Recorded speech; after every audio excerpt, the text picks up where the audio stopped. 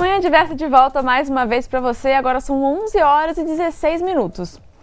Os intercâmbios culturais são uma opção para quem quer buscar aprender um novo idioma, mas uma viagem internacional proporciona muito mais aprendizado.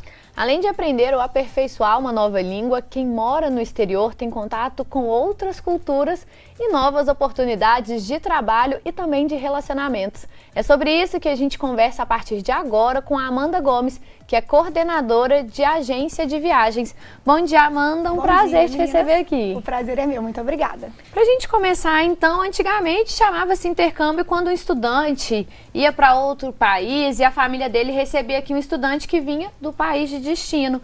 Mas hoje isso mudou muito, a gente expandiu bastante esse conceito. Então, para a gente entender quais são os tipos de intercâmbio que a gente tem hoje. Olha, na verdade, a gente tem várias opções e elas vão se adequar ali de acordo com a idade e o momento que cada pessoa está vivendo, Então, a gente tem intercâmbio a partir de 12 anos para período de férias, o que é muito comum hoje em dia.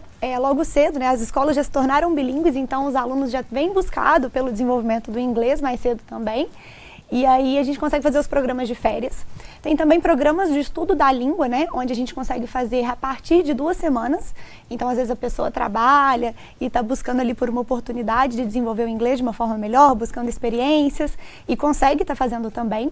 Tem os programas de estudo e trabalho que são muito comuns, onde a pessoa consegue ir na possibilidade de estudar e também trabalhar, E outros programas também, onde você consegue apenas trabalhar, apenas estudar, enfim, tem uma grande variedade. E para todas as idades. Tem.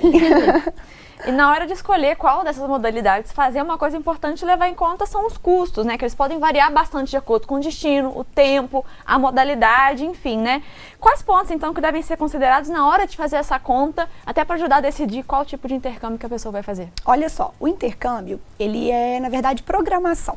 Eu gosto de deixar isso muito claro, porque às vezes é sonho, na maioria das vezes o intercâmbio é um sonho, e a pessoa ela fica ali um pouco desesperada de quando, como e etc. Então, o primeiro ponto, se programar. O ideal é você ter uma antecedência para fazer isso, para você conseguir diluir a sua programação, principalmente financeira, Então, hoje em dia são 3 frentes de investimento, que vão ser o pacote de intercâmbio, onde vai estar ali escola, acomodação, seguro e etc. Vai vir o voo, que é muito importante também, Não tem como você embarcar sem o voo, então se ele não tiver na sua programação financeira, não vai funcionar. E tem também o custo de vida, Então, a antecedência é principal. Conseguiu se antecipar, a gente consegue programar direitinho, cada investimento tem uma época, primeiro o pacote, depois o voo, durante esse período o dinheiro para o câmbio, e aí funciona de uma forma bacana. Quando a gente coloca aqui a questão financeira, realmente planejamento é a chave, porque são muitos gastos. Os gastos para fechar o pacote, os gastos com a passagem, os gastos que a pessoa também vai ter enquanto ela está nesse outro país. E é justamente sobre isso que é a minha próxima pergunta. Uma forma de tentar ajudar financeiramente quando a pessoa chega nesse novo país é conseguir esse trabalho. É sempre possível trabalhar enquanto está fazendo intercâmbio? Ou isso tem que estar dentro de um contrato ou não é tão assim? Olha, na verdade não é sempre possível, porque isso quem denomina são os outros países, Então, há países em que nós brasileiros podemos estudar e trabalhar, Esses países são o Canadá, a Irlanda, a Austrália e Nova Zelândia.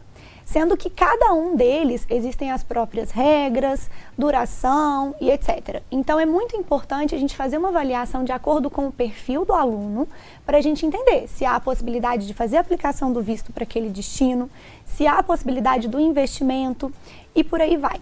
Mas, dentre todos esses que há a possibilidade de estudar e trabalhar, é uma grande vantagem, porque você consegue fazer dinheiro em outra moeda, que é bem mais valorizada do que a nossa, e aí, além de você conseguir praticamente pagar ali o seu intercâmbio, você ainda consegue, às vezes, fazer um lucrinho, ter uma qualidade de vida muito maior e viver experiências que aqui não são propícias. Com certeza. Você deu o exemplo do Canadá, Eu tive a experiência de ir para o Canadá e estudar no Canadá, e lá eu lembro que tinha essa diferença das pessoas que podem trabalhar mesmo, full time, que é 40 horas semanais, e o meu eu só podia trabalhar o part-time, né, que é o meio período, e aí era muito difícil, porque o meu curso era tempo integral, então eu só podia trabalhar no final de semana. Então eu demorei para conseguir encontrar opções de trabalho que me permitissem trabalhar ali só nesses dias, sexta-feira, sábado e domingo. No final eu encontrei, não dava assim, né, para cobrir todos os gastos, mas com certeza já aliviava muito, só de poder trabalhar no final de semana era ótimo.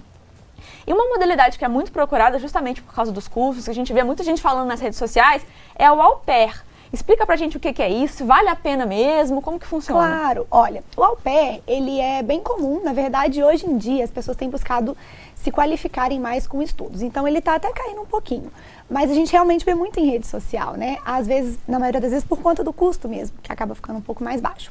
O au pair, ele é um programa super comum, né, da gente ver aqui no Brasil, em questão de cultura, onde a mulher vai para os Estados Unidos para trabalhar como babá lá.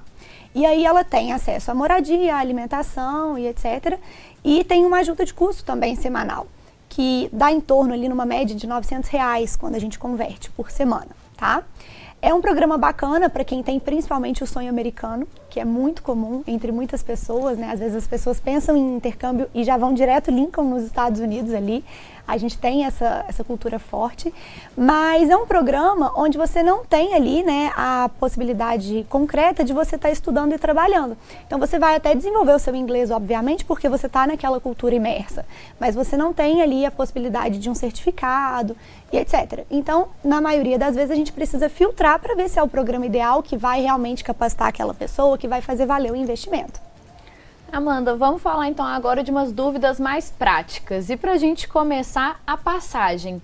O que você orienta? Qual é a orientação mais comum e básica para as pessoas que estão aí buscando fazer o intercâmbio? Comprar passagem ida e volta já de uma vez? Quanto tempo de antecedência a gente já pode começar a pesquisar as passagens? Quais dicas que você dá então quando a gente fala de passagens? Olha só. Antigamente, né, o nosso antigamente ele mudou, o antigamente significa antes da pandemia. A gente tinha ali uma média de valores bem tranquila, que não oscilava muito, de valores de passagem e de época também ideal para a gente fazer essa compra, tá? Com a pandemia e tudo mais o que veio acontecendo no mundo, guerra da Ucrânia tem impactado bastante, período de eleições e etc, né? A gente não tem mais uma métrica assim. Então, o que acontece? A passagem, né? O ideal é a gente conseguir começar a acompanhar o quanto antes. Então, a partir de 6 meses, ali faltando 6 meses para o seu embarque, já é o ideal para a gente conseguir ficar de olho todas as semanas, né? Vendo se o preço está subindo ou está abaixando. Você viu uma queda, já se programa para comprar, porque realmente tem oscilado bastante. Então, a maioria das empresas fazem o parcelamento da passagem no cartão de crédito. Isso é muito legal, principalmente agora que as pessoas estão com a cultura das milhas mais implantada também, né? Então, você consegue se programar dessa forma, parcelando a passagem. Às vezes você embarca e ainda está pagando a passagem, né? E a gente vai pesquisando ali para o valor realmente a gente conseguir pegar ali onde deu uma caidinha. Mas não existe uma média igual a gente tinha antes, de 3 meses antes do embarque, comprar a passagem. Hoje está mais flutuante essa questão. E você orienta comprar a ida e a volta ou isso vai depender de caso a caso? Olha, depende muito do destino. Quando é um programa de curta duração, a gente sempre vai comprar ida e volta. Até porque, na maioria das vezes, as pessoas têm uma vida aqui no Brasil que precisa ser seguida, né, após o embarque. Então, costuma ser período de férias, etc. Ela precisa ter uma data. Há países que, mesmo quando são intercâmbios de longa duração, né, como, por exemplo, a Irlanda, você precisa ter a passagem de ida e volta comprada no momento da aplicação do visto, que é feita direto no país. Então, se você não tem, o seu visto não é aprovado, ou seja, é obrigatório. Agora, a Austrália é um outro exemplo de que a gente pode escolher.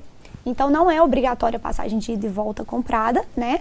E aí você consegue se programar da forma que ficar mais confortável. Às vezes, vale a pena, né? Na cotação, você encontra um preço legal ida e volta. Com a tarifa de estudante que a gente consegue comprar, você tem facilitações na hora de remarcar e aí você acaba comprando ida e volta. Agora, se não, só a ida fica mais baixo, evidentemente, e aí a gente consegue estar comprando só a ida e aí quando o aluno resolver retornar, né? Pode estar olhando a volta. Amanda, aproveitando que você falou do visto, então, para você que está querendo viajar para o exterior, nós preparamos uma matéria com passo a passo para tirar o visto, documento exigido para atravessar as fronteiras. Olha só.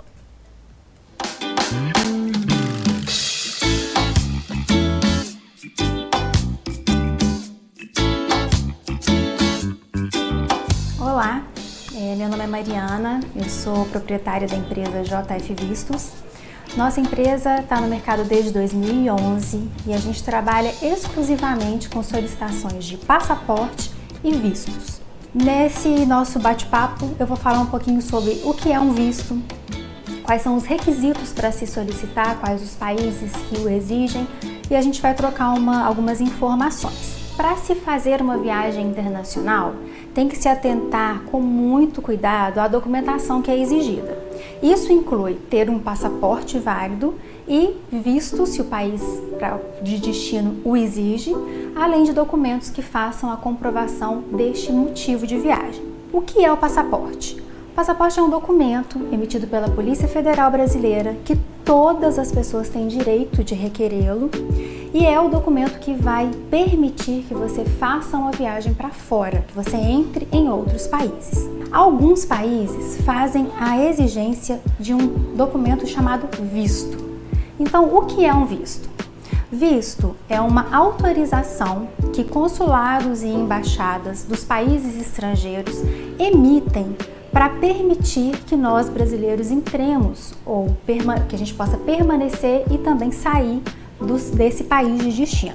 Existem vários tipos de visto que são determinados pelo motivo da viagem. O visto de turismo, para quem vai passear, o visto de negócios, para quem vai realizar alguma conferência, participar de alguma feira, o visto de intercâmbio, o visto de estudos. Então, para cada tipo de visto é necessário um procedimento específico com documentações específicas para cada perfil.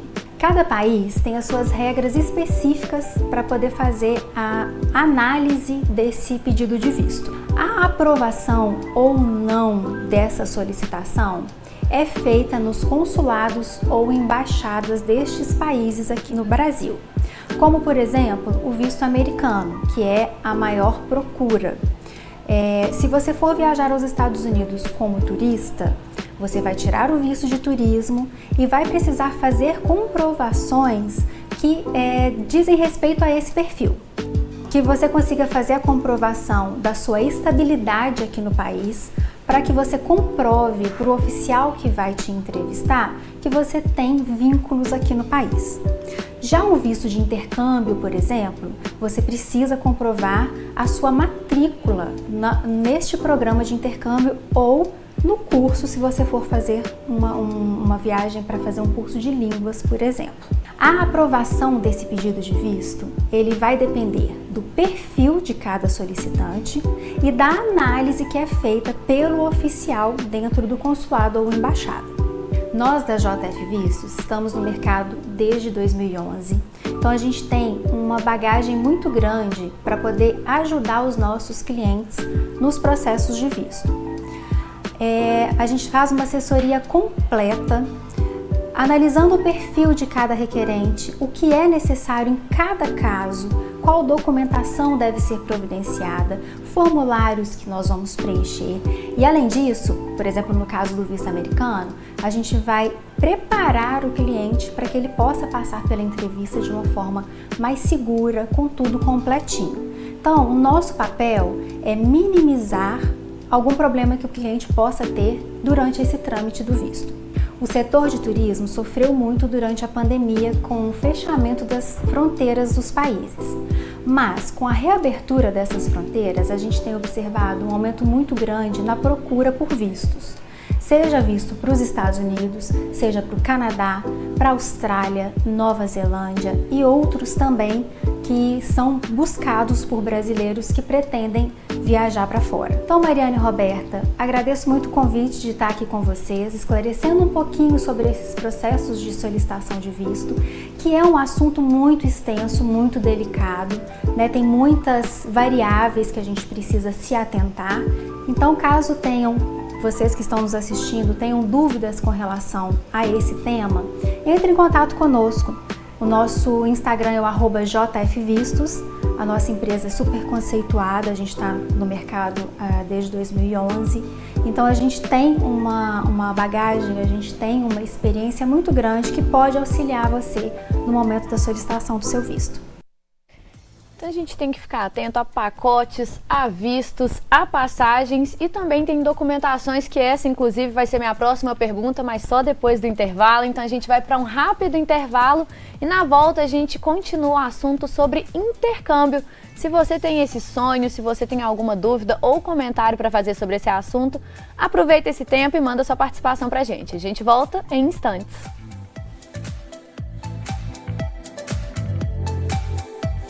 E aqui no estúdio a gente continua a falar sobre intercâmbios. A gente conversa com a coordenadora de agência de viagem, Amanda Gomes. Então vamos a mais pergunta. Amanda, na primeira parte a gente focou então nessas dúvidas principais, passagem, visto.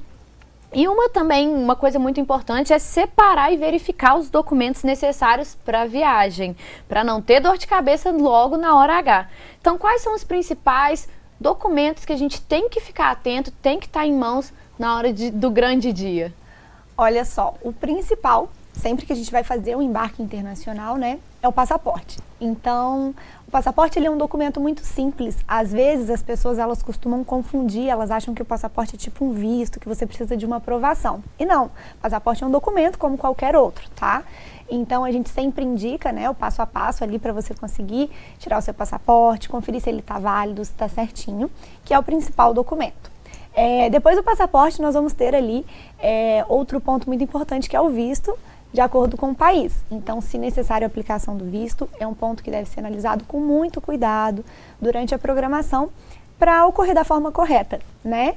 E outros pontos que são analisados quando o assunto é intercâmbio, né, são carta de escola, né, comprovando que o aluno está indo para estudar, carta de acomodação, seguro viagem, que é muito importante também. Então a gente faz um acompanhamento, faz um check ali para entender se está tudo certinho e se o aluno está apto para viajar.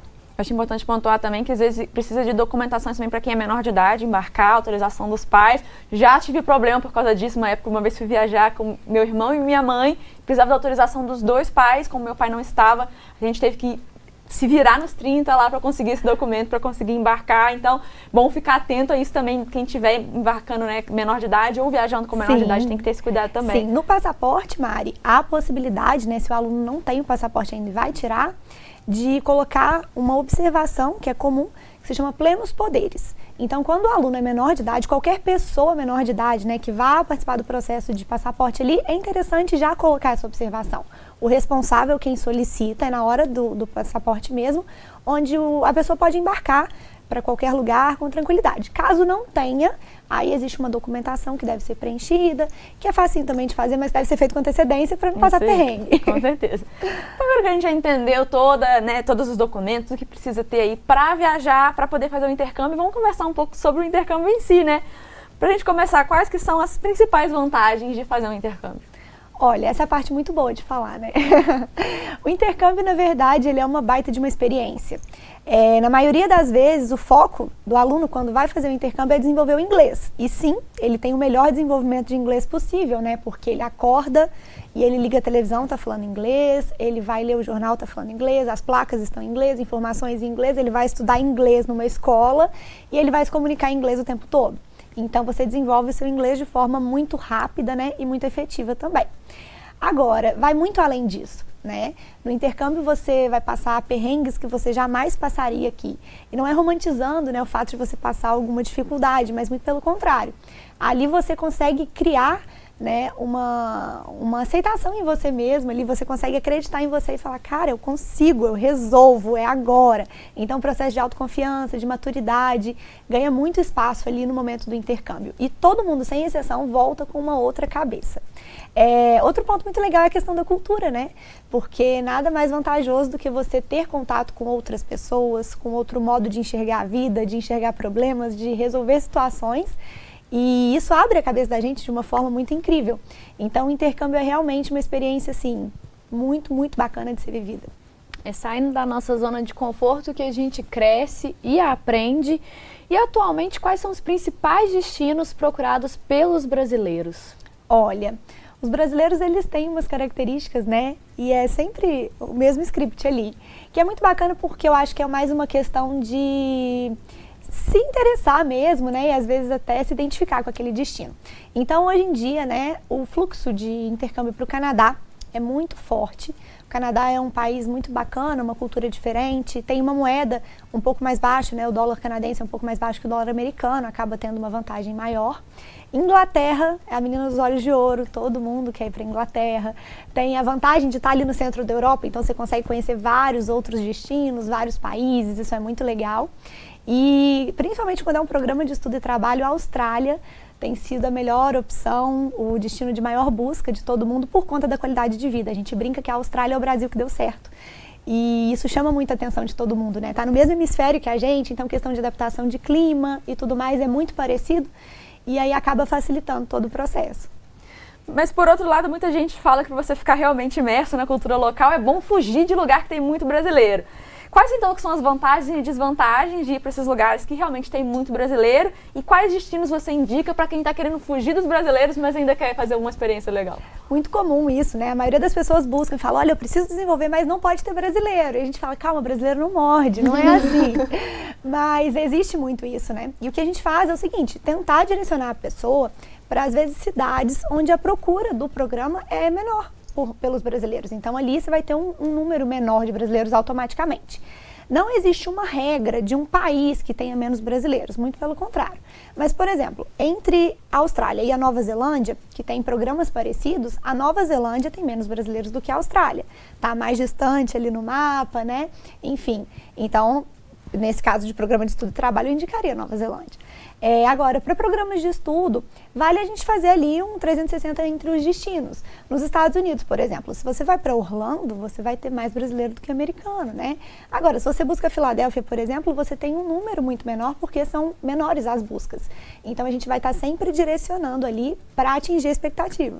Que esse não seja um dos principais critérios na hora de escolher, porque a responsabilidade é da própria pessoa que está fazendo o intercâmbio, então que ela consiga cumprir com o que ela quis fazer desse intercâmbio. Se o intercâmbio foi para aprender um idioma, então que ela corra atrás disso e não terceirize essa responsabilidade, não é mesmo? É isso mesmo. Amanda, muito obrigada pela sua participação aqui hoje. Eu acho importantíssimo a gente estimular esse intercâmbio, porque é uma troca cultural muito rica e como você bem falou, e as pessoas que eu conheço que já fizeram, retornam diferentes, realmente eu acho que expande o nosso olhar, seja para o outro, seja para o mundo, então muito obrigada pela sua participação aqui hoje. Meninas, eu quem agradeço, viu? Um prazer estar aqui podendo levantar um assunto que é tão importante e que as pessoas têm tantas dúvidas, né, que abre tantas portas, então foi muito bacana. Obrigada.